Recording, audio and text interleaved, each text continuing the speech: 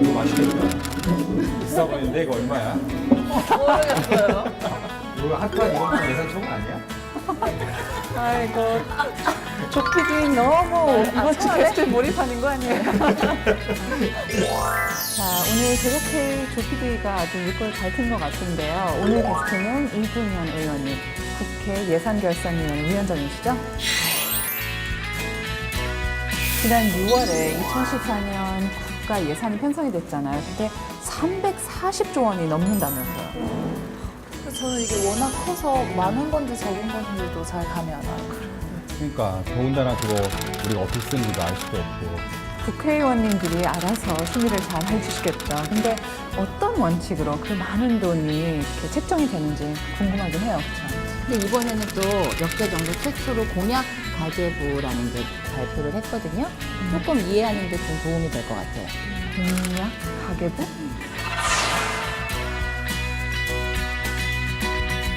예결위 위원장이라고 하면은 나라 돈을 다 관리하는 거 아니에요? 그럼 성격도 엄청 꼼꼼해하셔야 될 것 같은데.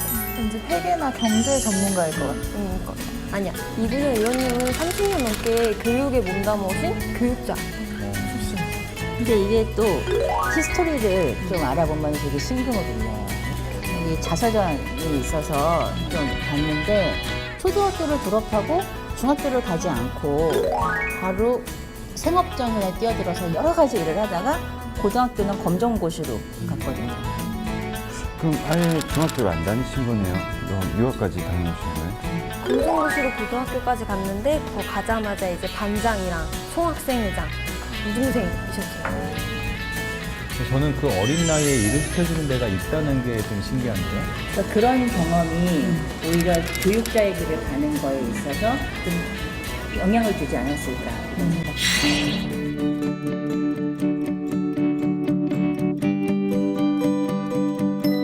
여기 이력을 보니까 작년에는 국회 윤리위원장 하셨어요.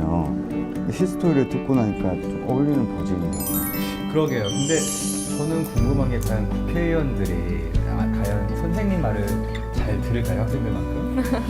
그러니까 요즘 뉴스에도 많이 나오는데 국회의원들이 자기 특권 뭐 스스로 줄이겠다고 했다가 뭐 다시 늘어나는 거 아니냐 막 이런 논란도 많이 있잖아요. 그러니까 이게 교육자의 입장에서는 이런 걸 어떻게 보시는지 또 윤리위원장이었으니까 이런 거를 들어보는 것도 좀 좋을 것 같아요. 그리고 평소에 그 교육과 정치는 감동이다라고 말씀하시는데 이것도 좀 소스가 되지 않을까요? 교육은 모르겠는데 정치하고 감동은 왠지 좀 안 어울린 것 같은데 의원님께서 생각하시는 그 감동적인 정치 이야기, 교육 이야기 한번 들어보는 것도 재밌겠네요. 아무튼 여러 가지 소스가 나왔으니까 한번 키워드를 정리해 볼게요. 자, 뭐가 있죠? 저는 2014년 나라 살림 위기가 어떻게 되는지 궁금해요.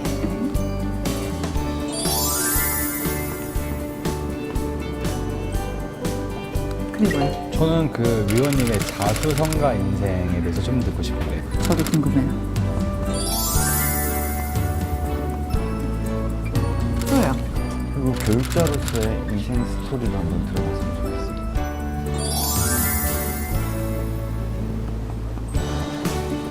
하나만 더 추가할까요? 저는 아까 정말로 정치로 감동을 줄 수 있는지 그걸 좀 확인하고 싶어요. 감동? 정치? 이 정도면 충분할 것 같죠?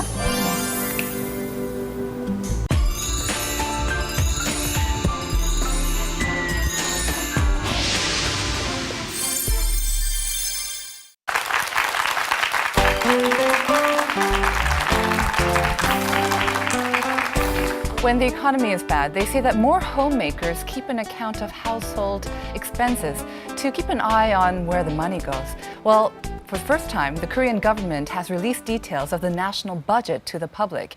Here to talk about that and more is National Assemblyman Lee Kun-hyun, chairman of the National Assembly's Budget Settlement Committee. 의원님, 나와주셔서 감사합니다. 네, 반갑습니다. 네. 지난 6월에 국회 예산결산특별위원장에 선출되셨습니다. 새 정부의 첫 임기라 조금 부담도 느끼셨을 것 같은데 어떠셨습니까? 네, 개인적으로는 뭐 영광된 자리지만은 네. 예, 그 국가 예산 전체를 심의하고 의결해야 되는 자리라서 네. 예, 책임감이 매우 무겁습니다. 그렇죠. 그래서 제가 아까 약간 가계부, 이제 소위 말하는 우리가 네네. 잘 알고 있는 가계부하고 비교를 해봤는데 그렇게 적절한 비유인가요? 적절한 비유라고 봐야죠. 네. 왜냐하면 우리가 이제 가정을 꾸려 나가는 데 있어서도 가장이 월급이 얼마인데 뭐뭐뭐 해서 월급이 얼마인데 지출이 뭐뭐뭐 해서 얼마다 하는 식으로 우리가 수입과 지출에 대해서 꼼꼼하게 기록을 하면 네. 그 낭비적인 그런 예산을 우리가 줄일 수 있듯이 네. 국가 예산도 수입이 뭐뭐뭐 해서 얼마니 지출은 뭐뭐뭐 해서 얼마를 쓰겠다 하는 것을 기록하고 그것을 머릿속에 담고 국정을 보는 거하고 그런 거 계획 없이 보는 거하고는 저는 다르다고 봅니다. 네. 그러면은 300조 원이 넘는 2014년 예산 책정과 집행에 있어서 어떤 것이 가장 중요하다고 생각하십니까? 예, 내년 예산이 아직 이제 심의해봐야 되지만 대략 규모는 지금 말씀하신 대로 한 340조에서 한 350조 예산이 될 것 같은데요. 핵심은 이제 대통령께서 그 선거 당시에 이제 공약을 했던 사업들, 그 핵심 국정 과제가 있습니다. 그 국정 과제를 꼼꼼하게 차질 없이 추진하는 것, 그리고 세금이 하여튼 낭비됨이 없이 효율적으로 쓰일 수 있도록 그 편성을 하는 것, 그것이 핵심적인 것입니다. 네. 근데 사실 뭐 공약은 이제 그런 시기에는 많이 하시고, 근데 네. 국민의 입장에서는 공약을 다 집행할 거라고 믿지는 않을 것 같아요. 그리고 또 뭐 그만큼 나라 삶이 어려우면은 어느 정도 이렇게 좀 뭐 조정도 해야 될 것 같은데, 그게 공약 집행이 다 가능하다고 생각하십니까? 그 100%라는 건 있기 어렵지 않겠어요. 네. 그러나 가능하면 네. 약속했던 것을 지키는 것이 저는 옳다 그렇게 생각을 합니다. 네. 예. 그래서 뭐 아마 거의 그 공약을 했던 것이 공약 그 사업비가 한 135조 되는데 거의 뭐 지켜질 것 같습니다. 네, 알겠습니다. 뭐 나라 살림이라는 게 워낙 커서 국민들의 입장에서는 좀 뭐 예산 결산이라는 단어가 좀 생소하기도 하고 좀 개념이 잘 안 잡힐 것 같습니다. 네. 근데 이번 역대 정부 최초로 나라 살림 가계부를 발표하셨잖아요. 공약 가계부라고 이렇게 일명 말씀을 하시는데 간단히 설명을 좀 부탁드립니다. 예, 결산 예산이란 말이 조금 낯설 수 있죠. 네. 결산은 준 돈에 대해서 잘 썼는가 그 다음 해에 따져보고 심사하는 것이 결산 심사고요. 예산 심사는 내년에 줄 예산을 편성하는 것, 그것이 예산을 세우는 겁니다. 네. 그리고 공약 가계부라고 하는 거는 이제 그 대통령께서 선거 당시에 공약했던 것에 대해서 어떻게 재원을 마련해서 또 어떻게 어떤 부분에 쓰겠다, 어디에 강조점을 두겠다 하는 것을 계획을 세운 것을 이제 공약 가계부다. 쉽게 말하면 그렇게 말씀드릴 수 있습니다. 네, 그게 이제 가계부나 이제 예산의 큰 그림인 것 같고요. 그렇죠. 조금 더 자세하게 들어가면 어디에 돈이 뭐 더 많이 들어가거나 줄거나 그런 게 있나요? 암만해도 있죠. 네. 우리가 가정에서도 예를 들어서 뭐 아이들이 학비에 뭐 예산을 더 많이 쓸 건지 아니면 옷값에 더 많이 쓸 건지 이렇게 계획을 하듯이 네. 박 대통령께서 이제 천명 하신 사업들이 보면은 첫째는 이제 그 복지입니다. 소위 국민 행복 분야라고 할 수 있는데 135조 공약 사업비 중에서 한 80조, 약 60% 정도에 해당하는 것이 복지입니다. 예를 들면 뭐 나이 드신 분들 노후 보장이라든지 또는 요즘 뭐 아이들 학교 그 유치원이나 유아원 보내기 힘들어서 저출산하고 있다는 이야기가 들리잖아요. 네. 그래서 무상보육 또 무상교육 뭐 이런 것들 또 저소득 그 층 급여를 뭐 증대한다든지 이런 것들이 이제 복지 부문입니다. 그게 한 60% 135조 중에서 될 거고요.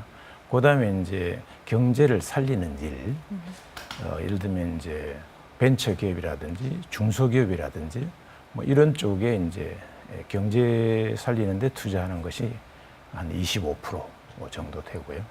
그다음에는 이제 그 통일을 우리가 이제 셋째는 대비를 해야 되기 때문에 국방 태세 이제 준비를 갖추는 거, 또 우리가 이제 통일이 우리 자주 국방만 가지고 또 안 되잖아요. 지금 이제 미국이라든지 뭐 중국이라든지 일본이라든지 러시아라든지 그 주변 강대국들과의 그런 좋은 신뢰 관계를 구축을 해야 되기 때문에 국제 사회의 그 신뢰 구축을 위한 기반 확립 이런 것에 이제 또 한 어느 퍼센티지 한 13% 정도 하고 또 이제 박 대통령께서 문화 융성을 위해서 자기 임기 동안에 힘을 좀 쓰겠다 했습니다. 그래서 그게 한 5% 정도 된다고 봐야 됩니다. 네. 제가 잘 몰랐었는데 문화 융성은 무엇인가요? 우리가 지금 이제 오랜 유관 역사를 갖고 있고 문화나 역사나 전통 이런 것이 우리가 얼마든지 자랑할 것이 많은데 그 또 최근에 이제 한류라든지 뭐 이런 것들이 다 문화의 범주에 속하잖아요. 가령 예를 들면 부산 같으면 이제 영화의 도시란 말이에요. 그 영화의 도시니까 이제 영상 콘텐츠 그 밸리를 만들어서 뭐 그런 데에 좀 투자를 하겠다. 이런 것들이 이제 바로 그런 문화적인 앞으로 융성을 위해서 우리가 투자를 하겠다 하는 거죠. 네, 그럼 대한민국의 소프트 파워를 이제 소프트 파워죠. 융성하려고 하면 그렇습니다. 되나요? 네. 네. 그리고 또 국민들이 굉장히 관심이 있는 게 민생 경제일 것 같은데 민생 경제는 어떻게 소화할 예정인가요? 민생 경제는 뭐 어느 정부나 다 가장 중요한 것이 이제 민생이니까 국가의 지도자가 사실 할 일이 세 가지입니다. 첫째는 어떤 위협이나 위험으로부터 안전하게 지켜주는 일이고 두 번째는 뭐 쉬운 말로 등 따쓰고 배부르게 해주는 일, 경제죠. 네. 어려운 말로 하면 뭐 그런 일이고 또 하나는 이제 그 나라가 갖고 있는 그 역사, 전통 또 반드시 지켜야 할 가치 이런 것들을 이제 전승 발전시키는 것들이 이제 국가 지도자가 해야 할 일인데요. 민생이라는 게 아까 이야기한 이제 등 따쓰고 배부르게 한다. 즉 경제를 이제 살리는 데 있어서 그 경제의 가장 주체가 되는 게 물론 기업도 중요하지만 그 사람들입니다. 그 나라를 구성하고 있는 일반 국민들, 민생이라고 하는 건 일반 국민들을 말하니까 일반 국민들을 위한 여러 가지 이제 경제적인 지원, 혜택 이런 것들이 이제 민생 경제라고 볼 수 있습니다. 네. Well, the National Assembly Budget Committee lays down the cornerstone of the national account so that it doesn't fall apart. Let's see Chairman Lee at work.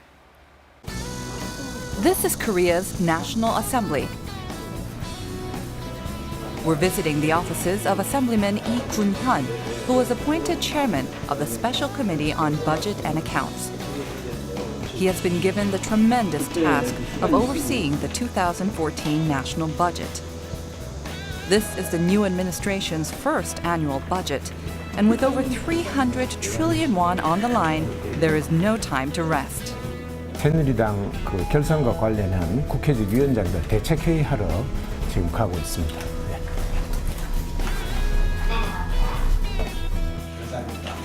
The national budget is one of the three major areas that fall under the National Assembly's purview. And the Budget and Accounts Review is an important step in establishing the national budget. This meeting was called to rally members of both the ruling and opposition parties. Finally, the first plenary session of the Budget and Accounts Committee. Of the 50 members, 26 are from the Saenuri Party, 21 from the Democratic Party. The remaining 3 are non-negotiating members. Now that the meeting is over, we can ask the chairman of the Budget and Accounts Committee, what was the most important issue in the 2014 budget review? 첫 얘기를 하게 되어서 대단히 기쁩니다.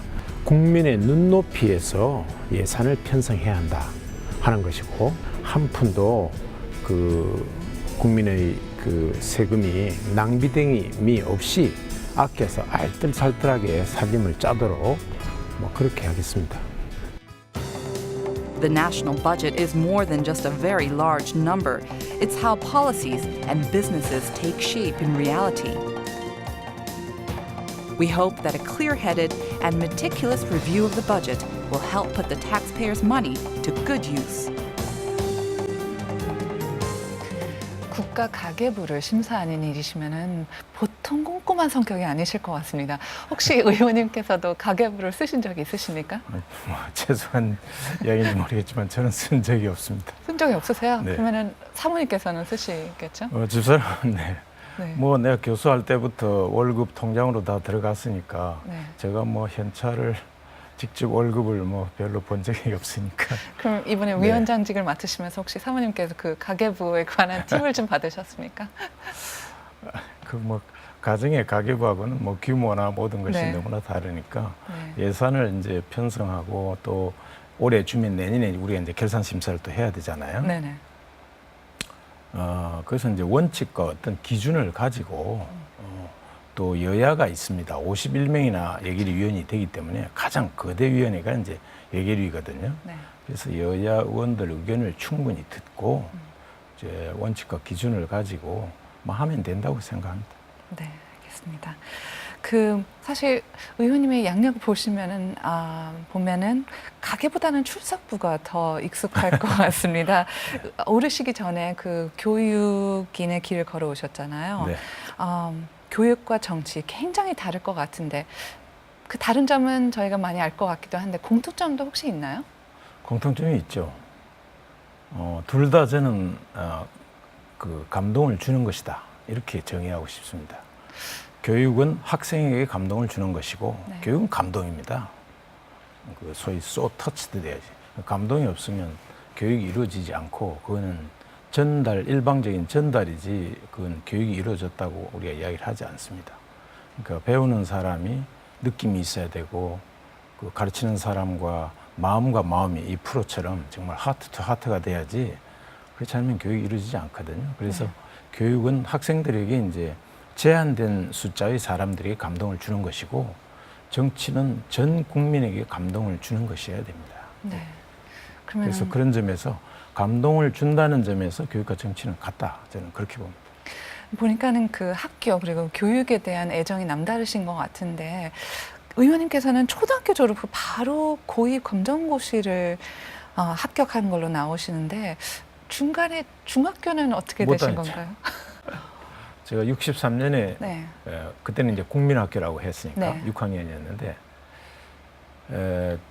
64년 2월 달에 졸업해가지고 67년도까지 그 지금 평화시장 네. 동대문 옆에 거기 양복공장에 제가 이제 그 직공으로 일본 말로는 시다라고 하는데 네.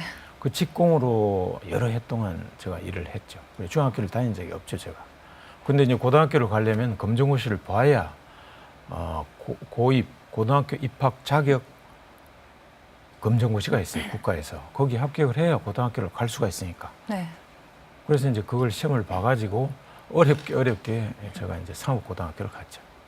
그럼 어떻게 보면은 국민학교 초등학교 6학년 때부터 사회생활, 직장생활을 하신 건데 한 4년 하시다가 다시 그래도 학교로 가시기로 했었어요. 그렇습니다. 어떻게 해서 그렇게 근데 마음을 잡으셨습니까? 사실 뭐 6학년 졸업하고 뭐 공장 생활을 한 게 아니고 내가 이제 고향이 경남 통영인데 네. 그래서 지역구가 지금 통영과 고성이에요.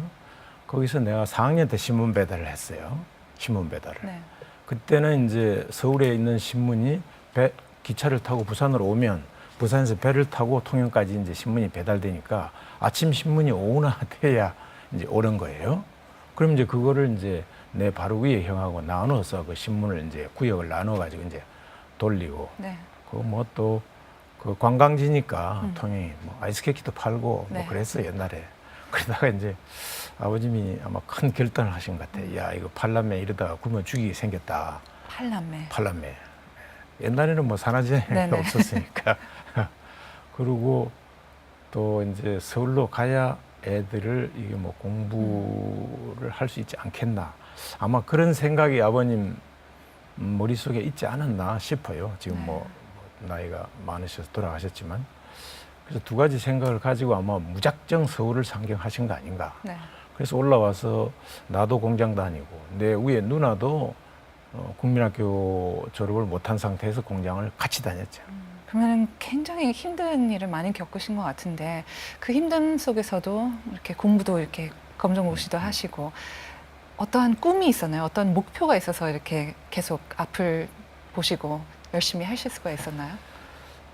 글쎄요. 그게 뭐 구체적인 꿈은 아니었지만은 아마 그런 배움에 대한 갈등, 이제 국민학교 동기들이 다 교복을 그때는 입었으니까 교복 입고 지나가면 내가 공장도 다녔지만 서대문에서 그 길거리 좌판에 뭐 장사도 하고 그랬거든요.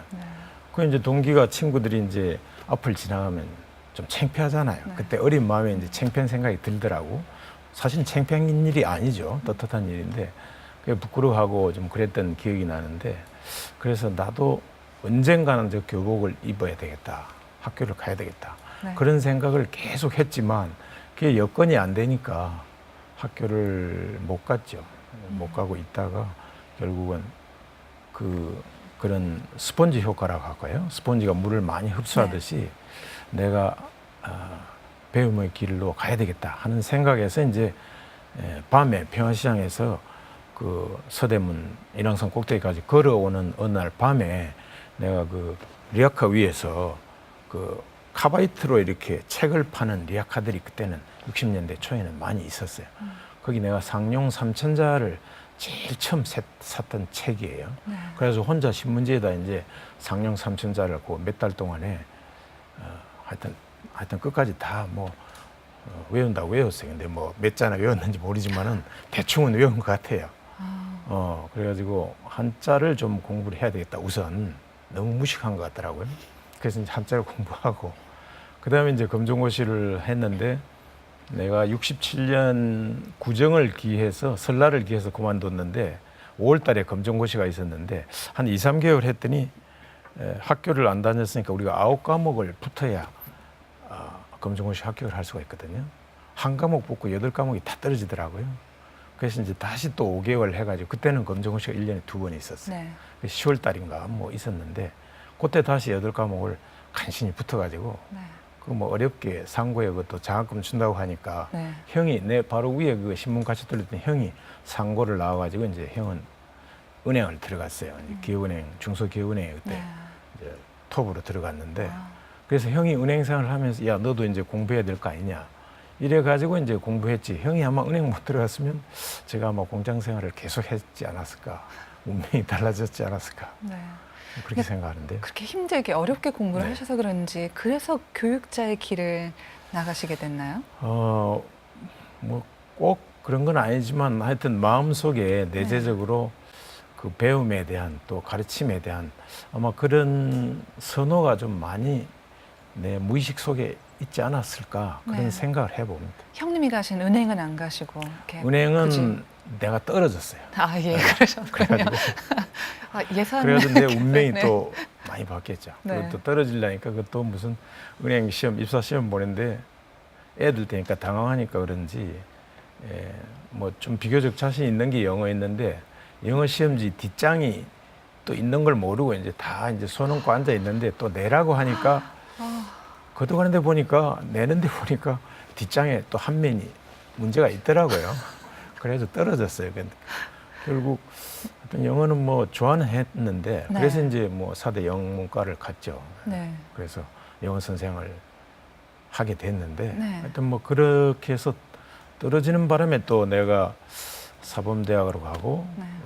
교편 생활을 하게 되고 교총회장을 거치는 바람에 결국 국회에 들어오고 뭐 그런 거 아닌가 네. 뭐 그런 생각을 해봅니다. 아까 영어 말씀하셨는데 유학 때 다녀오셨잖아요. 장학생으로요. 유학 갔죠. 그것도. 예, 예. 그 과정이 굉장히 진취적이었다고 들었는데요. 네, 진짜 이제 그게 뭐 국비는 아니고 국비는 이제 국가에서 비용을 대는 거니까 제가 미국 캔사스주 로타리 인터내셔널 그 엑스천지 스튜던트 프로그램이 있었어요. 그래서 서울 로타리 인터내셔널 그 지구가 몇 주인지 모르겠는데 네. 하여튼 서울 총 지구에서 실시하는 그 장학생 선발 시험이 국가에서 한 명 뽑는 게 있더라고요. 그래서 내가 가니까 대만이 와 있고요. 내 후임 나라는 일본이 오더라고요. 수학으로. 그래서 그거 한 명 뽑는데 그거 어떻게 간신히 붙었어요. 그래가지고 이제 그 교환 장학생으로 네. 돈은 캔사스주 로타리 인터내셔널에서 받았죠. 전액 석사 동안만 받았죠. 그 박사는 네가 알아서 더 박사까지 하든지 아니면 한국 돌아가든지 네. 뭐 그러라 그래서 근데 칼을 뽑았는데 뭐 돌아올 수 있나요? 석사 했으니까 이제 뭐 무슨 무슨 노동이라도 해서 박사를 끝내야 되겠다. 네. 그리고 뭐 어렸을 때 그런 고생도 했는데 뭐 그까짓 거 미국에서 뭐 아르바이트야 뭐 고생도 아니죠. 그래서 하여튼 박사까지 끝내고 왔죠. 그래서 교수가 되고 이제 이렇게 되고. 그래도 왠지 저희 인터뷰를 영어로 할 거 그랬다는 생각이 아니. 갑자기 나 드는데요. 영어 잘 못해. 얼마나 영어를 잘하셨어요? 잘 못해. 영어 뭐 어떻게 하셨습니까? 가시기 전에도 많이 익힌 상태에서 가셨나요? 영어를 잘 해볼 거라고 노력은 무지무지하게 많이 했죠. 근데 어떻게 노력하셨어요? 비결이 무엇이었나요? 그거 뭐 그때 미국 사람이 한국에 많지 않으니까 네. 여기 용산에 H3 컴파운드 미팔군이 있었어요. 거기 이제 내가 통역을 좀 한국 사람들 뭐 그 하러 들어가겠다. 그 캉푸라고 일종의 우리 쿵푸. 중국 네. 쿵후 네, 네. 캉푸라고 그 사람들 캉푸라고 그러던데 공부지 한자로 쓰면 그거 내가 그 이제 운동하는 사람들이니까 영어가 아무래도 조금 딸리니까 내가 조금 보캐블리가 나으니까 네. 내가 가서 설명을 좀 통역을 해주겠다. 내가 통역을 하겠다고 말은 그랬지만은 속마음은 그 통역을 통해서 내가 배우는 거잖아요. 영어를 세 단을 자꾸 배우고 외워야 되고 공부를 해야 되니까 그래서 그거 통역한다고 뭐 한 1년 반 넘어 드나들었죠. 그리고 무슨 학원인가 무슨 시사영어 학원인가 뭔가 하여튼 그 AFKN 그 청취하는 그때 그 녹음기를 가지고 탁 틀어주고 카세트를 가지고 또 이제 다시 리와인드를 시켜가지고 또 틀어주고 이걸 계속 이제 그 가르치는 선생이 AFKN 반이라고 있었어요. 그걸 듣는 거지. 그거 뭐 잘 해볼 거라고 하여튼 열심히 노력을 했는데 그게 잘 안 되잖아요. 영어가 특히 시간을 오래 요하는 거잖아요. 외국어라는 게. 그러면서 이제 영어 선생을 한 것도 내가 꿈이 사실 상고를 나와가지고 낮에 직장을 다니고 밤에 야간 대학을 다니는 게 제가 꿈이었어요. 그리고 야간 대학 마친 다음에 제가 반드시 이제 유학을 간다. 그런 꿈이 있었어요. 그러니까 내가 이제 뭐 한 말씀 드린다면 한 개인의 성공이라고 하는 것이 저는 세 가지의 함수다. 그렇게 저는 표현하고 싶은데 타고난 능력, 개인의 성공의 첫 번째 요소는 또 두 번째는 환경. 저는 환경이 굉장히 안 좋았잖아요. 네. 돈이 없으니까 학교를 아예 못 갔죠. 환경이 중요하죠. 내가 배우지 못했더라면 카이스트 교수가 될 수가 없었겠죠. 유학도 갔다 오고 배우니까 이제 교수가 된 건데 그런 환경. 그러나 세 번째 중요한 요소가 목표입니다. 이게 꿈이라고도 할 수 있고 또는 비전이라고도 할 수 있는데 이게 함수기 때문에 곱하기의 개념이거든요. 더하기가 아니고. 그러니까 재능이 예를 들어서 100이라고 하고 환경이 100이라 하더라도 목표, 즉 꿈이 제로면 100 곱하기 100 곱하기 제로는 개인의 성공값이 제로밖에 안 나오거든요. 네. 그러니까 아무리 환경이 좋고 타고난 능력이 뛰어나다 하더라도 본인이 성취라고 하는 건 어치브먼트라고 하는 거는 본인이 이루는 것이기 때문에 본인이 그런 목표, 꿈이 없으면 절대로 한 개인의 성공값이 높아질 수가 없습니다. 이 세 값이 높아지면 높아질수록 개인의 성공값이 높아지는 거거든요. 네. 함수는 곱하기이기 때문에 아주 중요한 개념입니다. 곱하기 개념이다. 더하기가 아니고. 더하기면 100 더하기 100 더하기 제로는 200이라고 하는 성공을 거둘 수 있지만 네. 그러나 함수이기 때문에 곱하기이기 때문에 어느 한 요소라도 이것이 전혀 없으면 절대로 성공을 할 수 없다. 그래서 꿈이 목표가 대단히 중요하다. 저는 그런 이야기를 하고 싶습니다. 그 의원님께서 말씀하신 성공의 세 요건, 그 네. 능력, 환경 그리고 목표를 말씀하셨는데 그 환경에 대해서 좀 여쭤볼게요. 사실 요즘은 교육도 환경이 뒷받침해야 된다는 얘기도 있고 강북보다는 강남, 또 특히 강남구에 있는 학생들이 뭐 잘한다 이런 얘기가 많이 나오지 않습니까? 그래서 맞는 환경, 좋은 환경에서 태어나고 자라고 교육을 받아야지 그만큼 성공할 확률이 높다는 인식이 지금 사실 많이 깔려 있지 않습니까? 근데 의원님께서는 어려운 환경에 있어서도 이렇게 성공을 하셨고요. 그러면은 요즘은 시대가 달라져서 그렇게 다른 인식이 된 건가요? 어떻게 생각하세요? 그건 뭐 고대 수천 년 전부터 현대에 이르기까지 큰 차이는 나는 안 날 거라고 봅니다. 환경이 물론 좋으면은 똑같은 목표의식을 가진 사람이면 환경이 좋으면 성공할 확률이 확률적으로 프로빌리티는 높아지겠죠. 그러나 고대 우리가 요셉 성경에 고대 기억하십니까? 형제가 다 우물에 빠뜨리고 나중에 노예로 팔아버렸지만 그 애굽의 지금의 이집트의 국무총리가 되어서 잘 정치를 하고 또 자기를 버린 나라의 형제들이 나중에 찾아와서 가뭄이 왔을 때 다시 보태주고 하는 것처럼 중요한 것은 성공은 남이 시켜주는 것이 아니라 본인이 하는 것이다 하는 생각을 아마 요즘 학생들이 갖는다면 환경이라고 하는 것도 자기가 극복하려고 하는 노력을 한다면 상당히 극복할 수 있다 저는 그렇게 생각을 합니다. 그래서 한석봉이가 뭐 붓 탓하는 거 뭐 봤습니까? 그래서 환경 탓만 하고 있는 사람들이 나는 그 성공할 수 없다고 보는데요. 그래서 그런 어려움, 역경 그런 것들이 결국은 나중에 더욱더 그 사람을 단단하게 연찬시켜 주는 거 아닌가. 네. 저는 그렇게 생각하는데요. 오늘처럼 비가 온 후에 땅이 더 단단해진다는 그렇습니다. 말처럼 네. 네, 역경을 이겨내야지 오히려 더 사실 정말 크게 성공하신 분들 보면은 공통점이 그런 것 같습니다. 정말 어려운 역경을 이겨냈다는 게 공통점인 것 같은데요. 크게 그렇습니다. 성공하신 네. 분들은. 이브라임 대통령이 바로 그런 명언을 그렇죠. 남겼잖아요. 그 위인은 고난과 역경을 통해서 온다고 이야기를 했듯이 그 환경 탓을 할 게 아니라 환경을 극복하려고 해야 되겠죠. 사실 교육이라고 하는 것은 저는 나름대로 이제 교수 출신으로서 정의를 갖고 있는데 도전과 성취다. 그렇게 정의하는 사람이거든요. 네. 사람마다 달란트가 다 틀립니다. 다 재능이 다른데 가르치는 사람이 할 일이란 그 사람마다 갖고 있는 재능이 뭔가를 찾아서 거기에 도전하게 하고 그걸 성취하도록 도와주는 것이 그게 교육자가 할 일이고 정치도 마찬가지죠. 모든 국민들에게 꿈과 희망을 잃지 않고 그 꿈과 희망을 향해서 도전할 수 있는 기회를 갖도록 하고 성취할 수 있도록 도와주는 것이 그 정치인이 해야 할 일이죠. Well, this is National Assemblyman Yi's third term of representing his people. And as you observe him, he approaches his legislative duties as a longtime educator. We saw this in action when we shadowed him for a day. Take a look. The Memorial Hall in the National Assembly. Teachers, principals, and parents, experts on creative education, leaders in the field, and government administrators. Everyone is here. They're here for the seminar hosted by Assemblyman Lee Kun-hyun and the Wisdom Education Forum.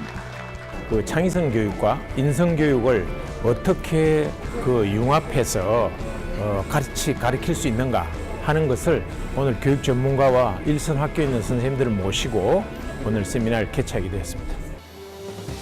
The topic is happiness, education, and creative individuals.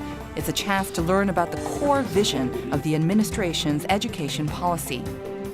It's followed by panels that discuss how schools can adopt convergence education and nurture creative individuals. 우리가 창의성 교육했을 때는 창의적 인성이 아니라 창의성과 인성의 융합 교육을 얘기합니다.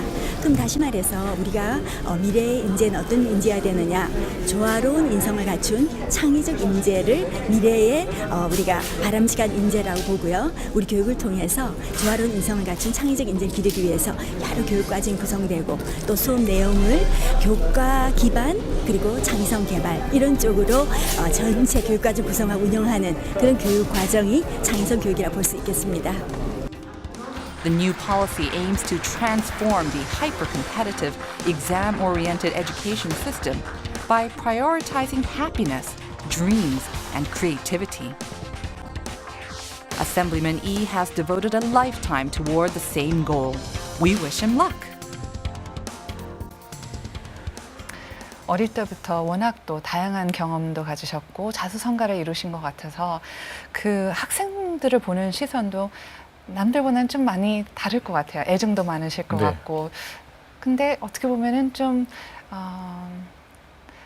이모님께서 개인적으로 그런 많은 어려움을 겪고 공부를 하셨기 때문에 어떻게 보면 학생들이 힘들다 하면은 그건 아무것도 아니야라고 이렇게 생각할 수도 있을 것 같은데 요즘 학생들 어떻게 보세요? 근데 그렇게 하면 안 돼요. 그렇게 하면 안 돼요. 교육의 핵심은 칭찬이에요. 칭찬과 격려입니다. 내가 뭐 이참에 아들 자랑 좀 해야 되겠네. 아들이 지금 MIT에 가 있는데요. MIT에서 티칭을 하고 있는데 나는 사실 뭐 상고에서 뭐 수학 공통 수학 1학년 때 조금 뭐 확률, 순열 뭐 조금 배우다 만 거 외에는 배운 게 없어서 내가 뭐 수학도 잘 못하고 그러지만은 애는 하여튼 뭐 전자기계공학을 하기 때문에 또 수학 그 뭐 수학인가 물리인가 뭐 경시대회 나가서 뭐 동메달도 따고 하여튼 잘했어요. 그래서 지금 MIT 가서 티칭을 지금 포닥으로 가서 티칭을 하고 있는데 나는 그 애한테 너 열심히 해라. 아빠는 이런 고생을 했다. 그런 얘기는 하지 않았습니다. 너가 최고다. 너가 제일 잘한다. 나는 너를 믿는다. 그 얘기만. 믿는다는 것과 칭찬하고 격려해주면 그러면 사람은 누구나 다 칭찬과 격려를 통해서 그 다른 길로 나가지 않습니다. 야, 나를 이렇게 믿어주는데 아빠 엄마가 또 나를 이렇게 칭찬해 주는데 내가 잘 해야지. 예. 넌 잘 할 거다. 난 너를 믿는다. 그 얘기가 그에게 그 용기를 줘서 저는 큰 일을 할 수 있다고 봐요. 뭐든지 그 사람의 재능을 찾아서 잘한다. 그리고 네가 하고 싶은 걸 해라. 이렇게 이야기하는 게 중요하다고 생각해요. 제가 사실 딸에게도 너 하고 싶은 게 뭐냐? 너 하고 싶은 걸 해라. 제가 그렇게 이야기를 했어요. 네. 그게 저는 중요하다고 보는데요. 뭐 왜 못하느냐? 나는 이렇게 했는데 그건 고생도 아니다. 그런 얘기는 자기 얘기죠. 관심을 좀 가져주고 좀 관심 가져주고 케어하고 사랑해주고 하면 변화될 수 있거든요. 네. 사람은 결심하면은 무섭게 변화될 수 있습니다.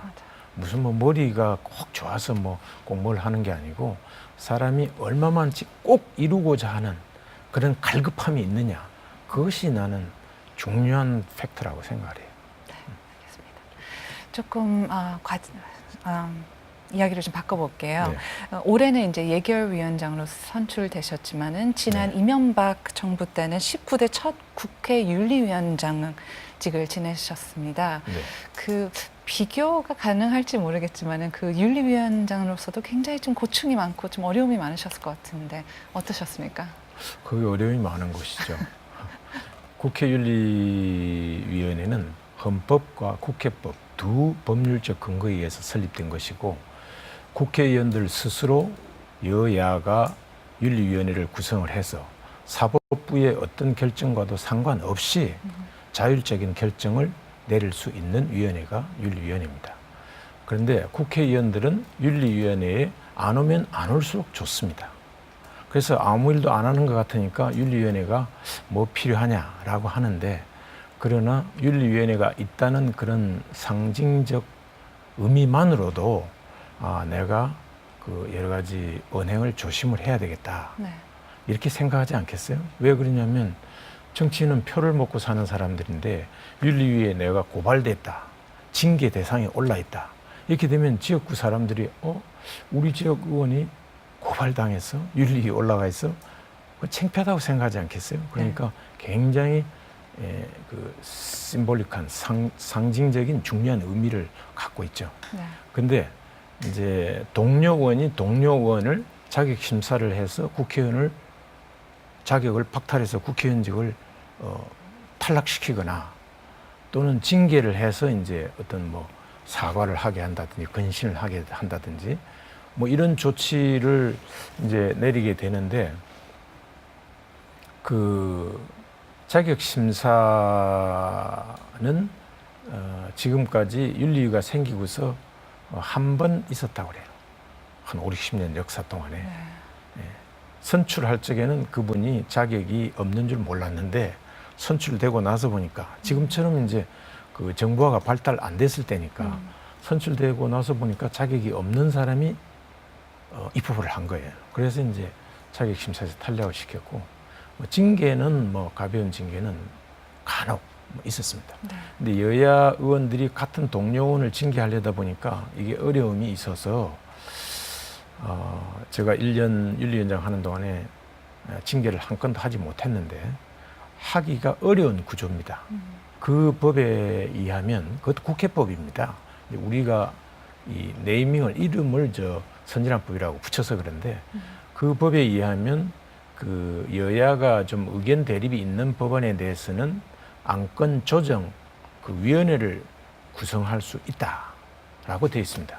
그러면 안건 조정 위원회를 이제 여당이 의원이 고발당했을 때는 여당이 이제 조정위원회 구성하자고 요구를 할 거고 야당 의원이 이제 징계 요구되면 야당 측에서 안건조정위원회 구성하자 하고 요구를 하게 돼요. 근데 안건조정위원회를 구성하게 되면 90일간 그 안건에서 어떤 의원에 대한 징계 문제를 못 다루게 돼 있어요. 90일간.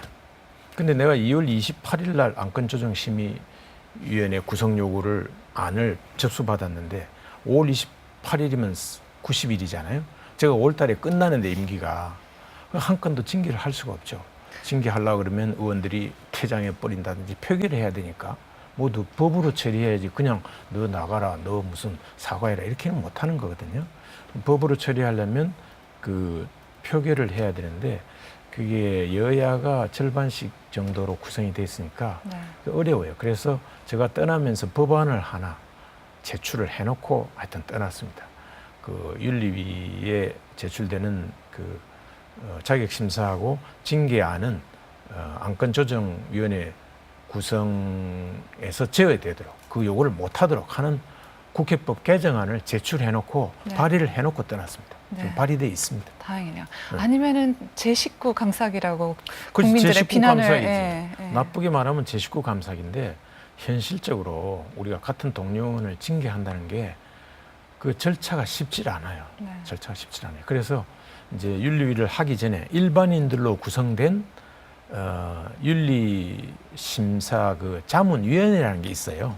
그런 이제 일반인들로 구성돼 가지고 자기 식구 감사위가 아닌 객관적인 입장에서 심사를 해달라.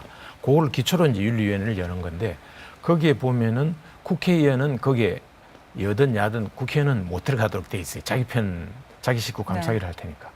그런데 제가 이제 이번에 그 국회법 아까 개정을 하나 냈다고 그랬잖아요. 조정안 그 안건 조정안은 윤리위원회에 해당되지 않도록 하는 걸 냈는데 그 고친 항 중에 국회의원만 안 되는 것이 아니라 당원도 배제하도록. 예를 들어서 새누리당 당원이 들어간다든지 또는 민주당 당원이 들어가면 그것도 제숙기 감사기식으로 그 심사를 할 수밖에 없기 때문에 그것도 배제하는 걸 포함해서 지금 법안을 내놨어요. 꼭 통과돼야 될 텐데. 네, 그러게요. 꼭 되기를 바랍니다. 네. 네. Well, I'm here with National Assemblyman Lee Kun-hyun, who is the chairman of the National Assembly Budget Settlement Committee. We'll be right back after this.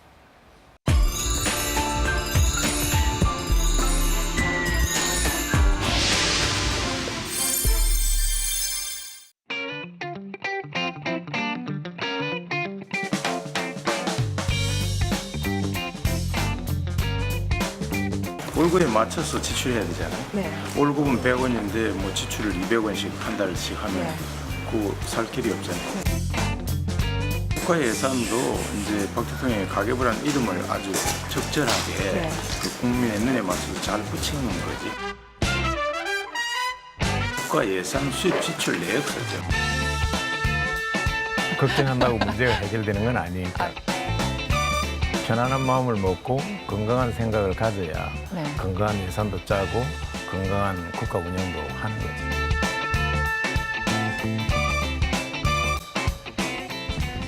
교수직에서는 이제 사퇴했습니다. 사퇴를 하셨다고 말씀드렸는데 강의는 또 계속 다니신다고 들었습니다. 어떠한 강의를 하시나요? 잘 안 다닙니다. 잘 안 다니세요? 국회의원 그 이제 관계된 일, 이제 교육, 문화, 체육, 관광, 교문위에 있다 보니까 그 전국 대학 총장들 뭐 연수 모임 있으면 와서 그 교육 정책에 대한 뭐 입장 같은 거 설명을 해달라.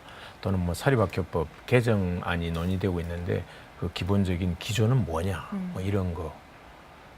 교수 때는 특강을 많이 다녔죠. 많이 다녔는데 그렇게 많이 국회의원 되고서는 많이 다니지 못합니다. 강의를 굉장히 잘하실 것 같은데 제가 어디 인터뷰에서 보니까 경청을 사실 많이 강조하신다고 들었습니다. 특별한 이유가 있으신가요? 그 empathetic listening인데요. 그 경청 정말 귀 기울여서 듣는 건데 가장 그 사회생활을 하는 데 있어서 중요한 것이 우선 남의 말을 귀담아 듣는 거잖아요. 교수든 국회의원이든 다 마찬가지라고 보는데 경청을 해야 우선 들어야 어떤 자기 입장도 이야기할 수 있고 또 설득이 필요한 건 설득을 시킬 수가 있는데 그래서 제가 그런 얘기를 합니다. 사람이 지위가 높아지면 높아질수록 나타나는 특징이 몇 가지가 있는데 시간이 딸린다. 올라가면 올라갈수록. 또 자기의 흠결이 많이 드러나게 된다. 원숭이가 땅바닥에 앉아있을 때는 엉덩이가 노란지 빨간지 잘 모르잖아요. 근데 나무 위로 올라가면 올라갈수록 엉덩이 색깔이 어떤지 잘 보이죠. 흠결이 드러나기 쉽다. 그 다음에 셋째는 진실한 얘기가 귀에 들어오지 않는다. 그러니까 자기 이해관계 출세를 위해서 많은 속삭하는 사람이 있을지는 모르지만 진실된 이야기를 덜 듣게 된다. 이게 이제 올라가면 올라갈수록 나타나는 세 가지 이제 특징이거든요. 그래서 저는 많이 들어야. 그래서 제가 사실 이제 전에 제가 쓴 책에 제가 이제 학생들 가르치려면 이제 책을 집필해서 이제 교재를 쓰잖아요. 그 일종의 경청 부분이죠. 모든 사람이 사는 소셜 시스템, 사회 그 체제 속에서는 맨 위에 높은 사람이 한 명 있으면 내려가면 내려갈수록 그 사회 체제, 조직이죠. 조직의 구성원 수가 많아지는데 그렇잖아요. 하이락 그 위계 구조상으로. 그러나 바깥에 제가 이제 직사각형 그림을 하나 그려놨어요. 점을 찍어서. 그 지위가 올라가면 올라갈수록 삼각형이 위로 가면 좁아지니까 점의 수는 늘어나잖아요.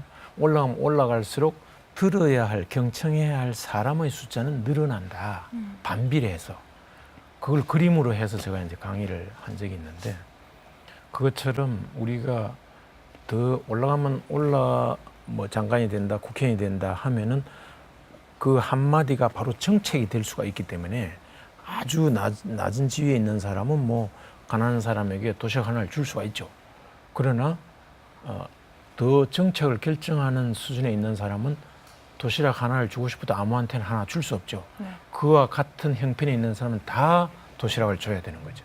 그렇기 때문에 더 많이 올라가면 올라갈수록 들어야 되는 거죠. 그래서 제가 이 경청이 그 사회생활을 하는 데 있어서 아주 중요하다.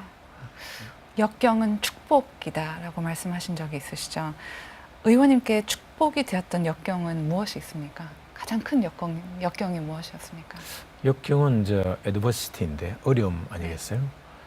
국민학교 초등학교 졸업하고 그 남처럼 교복 입고 학교를 다니고 싶었는데 뭐 못 다니고 공장 다니고 뭐 그 독립문에서 인왕산 그 무학재 고개 넘어가는 곳에서 길바닥에서 뭐 장사하고 하니까 뭐 그런 것들이 어려움, 역경이죠. 그렇지만은 그거를 이제 어떻게 바라보냐에 따라서 그걸 비관적으로 야, 이 세상이 왜 그런가, 나는 왜 이렇게 가난한가, 부모는 왜 이렇게 배운 게 없나, 그렇게 하는 것보다 내가 열심히 하면 나도 다시 성공할 수가 있고 또 얼마든지 다른 그런 위치에 갈 수 있다. 그런 생각을 해야 되겠죠. 그런 생각을 하는 게 참 중요하다고 생각합니다. 네. 의원님 좋은 말씀 감사합니다. 많이 배웠습니다. 감사합니다. 오늘 나와주셔서 감사합니다.